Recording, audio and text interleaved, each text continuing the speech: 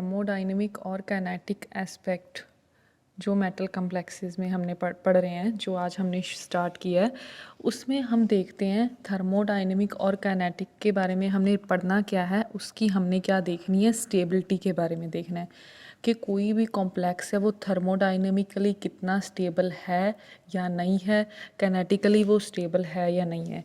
अब स्टेबिलिटी होता क्या है, एक होती है बात स्टेबल, एक होता है अनस्टेबल।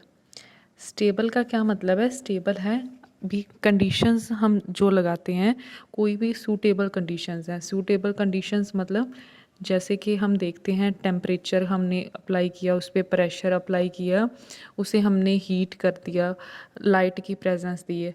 कोई भी कंपाउंड, कोई भी कॉम्प्लेक्स अगर स्टेबल होगा, वो कैसे होगा स्टेबल, अगर वो लॉन्गर पीरियड ऑफ टाइम तक क्या हो जाए, स्टोर हो जाए, उसे हम क्या बोलेंगे, स्टेबल है। अगर कोई भी कॉम्प्लेक्स लॉन्गर पीरियड तक स्टोर हो पाए जो उसे हम क्या बोलेंगे, वो अनस्टेबल कॉम्प्लेक्स है। इसके अलावा इसमें हम क्या पढ़ेंगे, थर्मोडाइनमिकली स्टेबिलिटी में क्या पढ़ेंगे, एक तो मेटल देखेंगे कौन सा है, लिगेंड देखेंगे।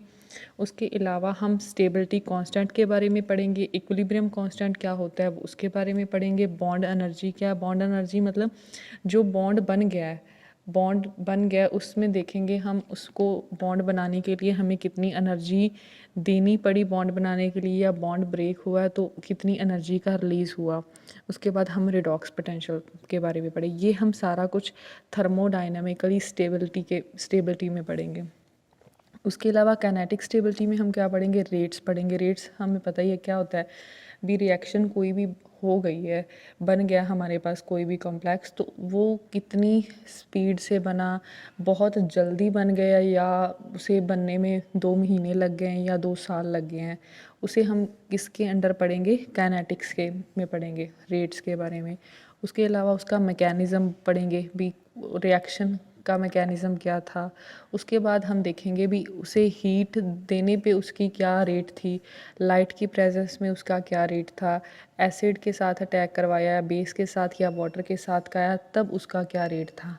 ये सब कुछ हम काइनेटिक स्टेबिलिटी में पढ़ेंगे भी, अगर इतना कुछ करने के बाद वो स्टेबल था प्रोडक्ट या स्टेबल नहीं था, या स्टेबल कॉम्प्लेक्स है या नहीं है।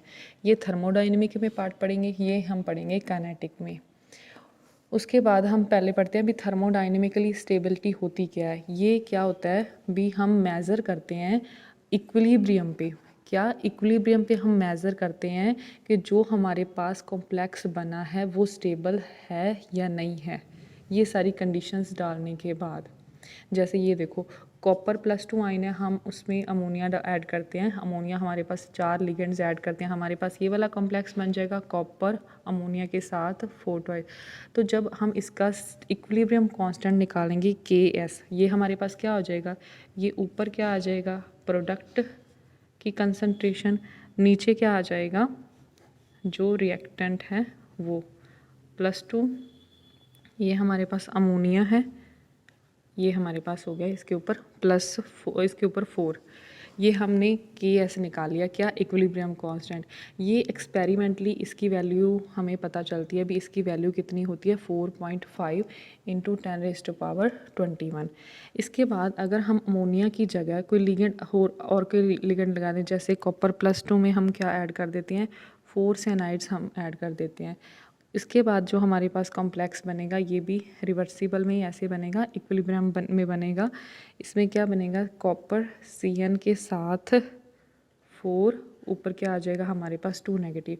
तो अगर हम इसका Ks निकालते हैं तो क्या आ जाएगा, कॉपर, ये हमारे पास क्या बन जाएगा, साइनाइड, इसके ऊपर 2 नेगेटिव बाय जो हमारे पास ये रिएक्टेंट है, रिएक्टेंट का +2 और ये साइनाइड का उसके ऊपर आ जाएगा 4। तो जब हमने इसकी एक्सपेरिमेंटल वैल्यू निकाली तो इसकी एक्सपेरिमेंटल वैल्यू जो हमारे पास निकल के आई थी वो निकल के आई थी Ks = एक्सपेरिमेंटली ये वैल्यू आई थी 10⁻27। इसकी वैल्यू हमारे पास कितनी आई, 2.2 × 10⁻, कितनी आई, 27। तो इसमें हम क्या देखते हैं, मैंने पिछले चैप्टर में क्या रीड करवाया कि साइनाइड हमारे पास क्या होता है, स्ट्रॉन्ग लिगेंड होता है, और जो हमारे पास अमोनिया है वो वीक लिगेंड होता है। देखो इसमें वैल्यू कितनी आई, 4.5 इंटू 10⁻21। इसमें कितनी आई हमारे पास, 2 इंटू 10⁻27। अब देखना है इन दोनों में से ज़्यादा कौन स्टेबल है, ज़्यादा कौन स्टेबल है ये देखने के लिए हम क्या करेंगे, हमें पता है जितना ज़्यादा स्टेबिलिटी कांस्टेंट की वैल्यू ज़्यादा होगी हमारे पास, हम कह सकते हैं अगर Ks जो है वो ज़्यादा होगा तो वो जो हमारे पास कॉम्प्लेक्स बनेगा वो उतना ही क्या हमारे पास बनेगा, थर्मोडाइनमिकली स्टेबल बनेगा। जितनी Ks की वैल्यू, तो हमारे पास कौन सा, ये वाला जो कॉम्प्लेक्स बना है स्ट्रॉन्ग लिगेंड के साथ जब हमने कॉपर आयन को करा, ये वाला हमारे पास ज़्यादा स्टेबल बना है।